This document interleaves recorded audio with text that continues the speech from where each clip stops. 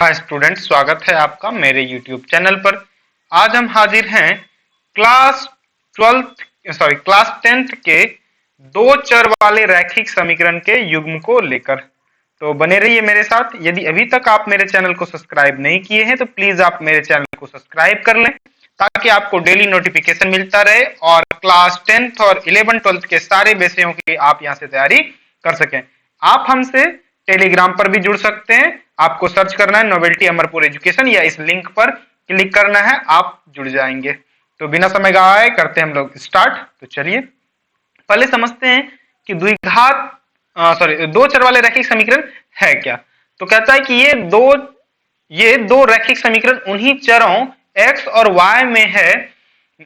इस प्रकार के समीकरण को दो चरों में रैखिक समीकरणों का एक युग्म कहते हैं। कहने का मतलब मान लीजिए ये a1x plus b1y plus c1 बराबर 0 और एक अन्य समीकरण लेते हैं a2x plus b2y plus c2 बराबर 0। यहां देखिए कि दो चर है x और y और इस पे पावर 1 है, इसलिए इसको क्या कहा गया, रैखिक। युग्म इसलिए कहा गया क्योंकि इसमें दो समीकरण है, एक ये वाला, इसको हम लोग समीकरण 1 कह दें, इसको समीकरण 2 कह देते हैं। तो दो चर वाले रैखिक समीकरण हो गया। अब देखिए आगे बढ़ते हैं हम लोग। कहता दो चरों वाले रैखिक समीकरण ax plus by plus c बराबर 0 के प्रत्येक हल यानी एक्स वाई जो हम लोग मान निकालेंगे इस समीकरण को निरूपित करने वाली रेखा के एक बिंदु के संगत होता है। कहने का मतलब जो हम हल निकालेंगे इसका वो किसी न किसी रेखा पर होगा और विलोमता भी ऐसा ही सत्य, यानी किसी रेखा पर दो बिंदु है तो वो एक उस समीकरण का हल होगा। कहता है समीकरण का प्रत्येक हल उसको निरूपित करने वाली रेखा पर स्थित एक बिंदु होता है। तो ये था इसका एस्पेक्ट जो हम लोग समझ लिए। बढ़ते हम लोग आगे की ओर। प्रश्नावली 3.1 आप लोग अपने एनसीईआरटी बुक को खोल सकते हैं या फिर आपको यहाँ प्रश्न दिख रहा है, देखते हैं हम लोग हल।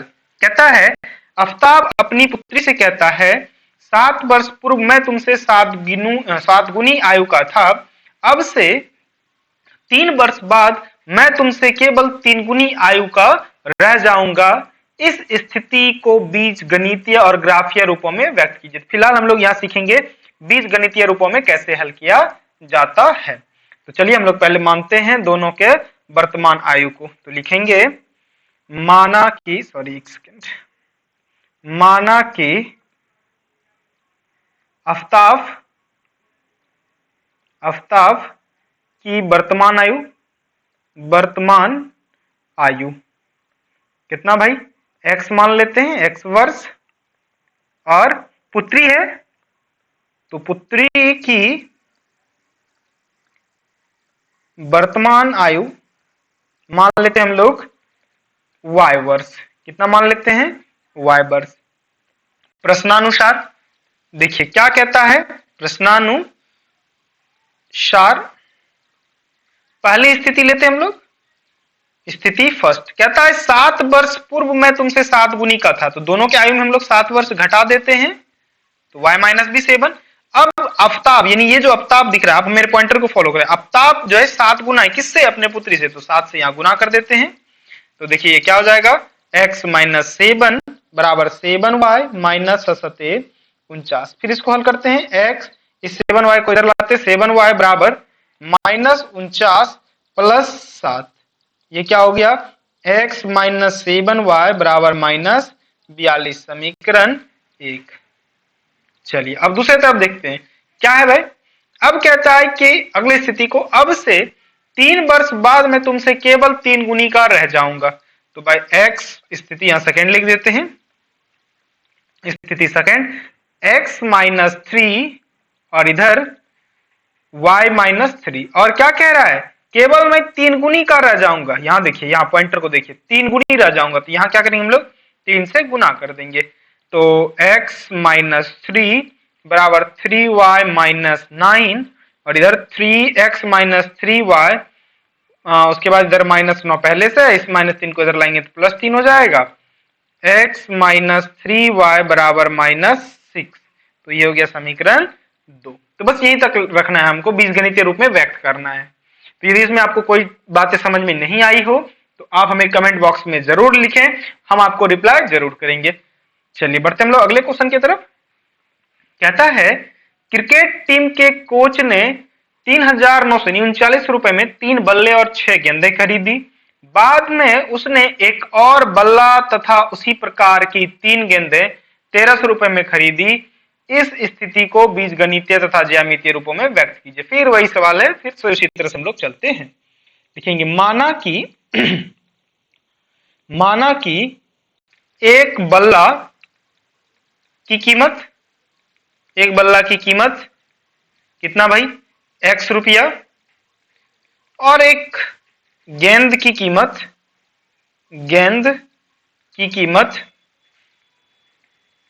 Y रुपया। चलिए क्या कहता है भाई, 3 बल्ला और 6 गेंद। प्रश्नानुसार क्या है भाई, 3 बल्ले, तो चलिए स्थिति फर्स्ट लिखते हैं। स्थिति फर्स्ट तो 3x, क्योंकि एक बल्ला का कीमत x, तो 3 बल्ले का 3x, प्लस अगला देखते हैं 6 गेंद, तो एक गेंद का y, तो 6 गेंद का 6y बराबर 3900। कितना, 3900 रुपए। समीकरण 1 मान लेते हैं इसको। स्थिति सेकंड लेते हैं। चलिए देखते हैं क्या कहता है भाई, उसने एक बल्ला यानी x और 3 गेंद, सॉरी हाँ बिल्कुल 3 गेंद है, तो 3y बराबर कितना, 1300 रुपए। तो इसको क्या बोलेंगे हम लोग, समीकरण सेकंड बोल दिए। बस इसकी हमको ज्यामितीय रूप में, बीजगणितीय रूप में व्यक्त करना था, क्योंकि ज्यामिति के लिए हमको ग्राफ चाहिए। ग्राफ कॉपी तभी है नहीं, वो भी हम जस्ट ही उसका वीडियो लेके आएंगे। चलिए बढ़ते हम लोग अगले क्वेश्चन की तरफ। कहता है 2 केजी सेब, 1 केजी अंगूर का मूल्य किसी दिन 160 रुपए था। 1 महीने बाद 4 केजी सेब और 2 केजी अंगूर का मूल्य 300 हो जाता है। इस स्थिति को बीजगणितीय तथा ज्यामितीय रूपों में व्यक्त कीजिए। तो वही वाला बात, माना कि 1 केजी सेब का मूल्य कितना है, x रुपया। कितना, x रुपया। और 1 केजी अंगूर का मूल्य कितना है, y रुपया। चलिए प्रश्नानुसार से जाते हैं इनको। प्रश्नानुसार स्थिति फर्स्ट, आप इसको केस भी लिख सकते हैं या कर सकते हैं पहले फिर दूसरा, ऐसे करके भी जैसे चाहे आप उसको लिख सकते हैं। हम स्थिति फर्स्ट लिखते हैं। 2 केजी सेब है तो 2x, क्यों भाई, 1 का x तो 2 का 2x, प्लस 1 केजी अंगूर, यानी अंगूर की कीमत कितनी है, y, तो 2x प्लस y बराबर 160। समीकरण 1। और तीसरे की ओर चलते हैं। 4 केजी सेब है यानी 4x प्लस 2 केजी है तो 2y बराबर 300। समीकरण 2। तो इसका भी ज्यामितीय निरूपण हो गया। चलिए बढ़ते हैं हम लोग अगले की तरफ। अब हम लोग ये देखते हैं कि दो चर वाले रैखिक समीकरण का ग्राफ या हल या फिर उसका युग्म कैसा होता है। तो देखते हैं हम लोग। देखिए मान लेते हैं a1x plus b1y plus c1 बराबर 0, नंबर 1, और a2x plus b2y plus c2 बराबर 0। ये दो क्या है, दो चर वाले रैखिक समीकरण है का युग्म है। इसमें देखिए पहला स्थिति बनता है a1 by a2 is not equal to b1 by b2, तो इसका होता है अद्वितीय हल। क्या होता है, अद्वितीय। अद्वितीय का मतलब केवल एक हल, अद्वितीय हल। तथा ग्राफीय हल, ग्राफ कैसा होता है, प्रतिच्छेदी और संगत होता है। कैसा होता है, संगत होता है। फिर दूसरी स्थिति आती है a1 बाय a2 बराबर b1 बाय b2 बराबर c1 बाय c2, तो इसका होता है अनेक हल। क्या होता है, अनेक हल। तथा ग्राफ जो है वो होता है समपाती। क्या होता है, समपाती। और तीसरा है a1 बाय a2 बराबर b1 बाय b2 बराबर नहीं है c1 बाय c2, ये होता है कोई हल नहीं, कोई हल नहीं। क्या होता है, कोई हल नहीं। और ग्राफ जो है वो होता है, ग्राफ होता है इसका समांतर, और ये यहां संगत होता है, युग्म जो है वो संगत होता है, ये असंगत होता है। तो आप देखिए एक ही स्थिति में असंगत हुआ कब? जब कोई हल नहीं होगा, और दो स्थिति में संगत। और द्वितीय हल में प्रतिच्छेदी, अनेक हल में संगत, और कोई हल में नहीं समांतर। तो ये इसके तीन स्थिति होते हैं, तीन बातें इसमें होती है, और द्वितीय हल, अनेक हल और कोई हल नहीं। चलिए बढ़ते हम लोग आगे की तरफ। वही चीज है जो अभी हम लोग समझे, उसी चीज को हम लोग लिखे हुए हैं यहाँ, तो आप इसको देख सकते हैं। प्रतिच्छेदी होगा, संपाती होगा और समांतर होगा।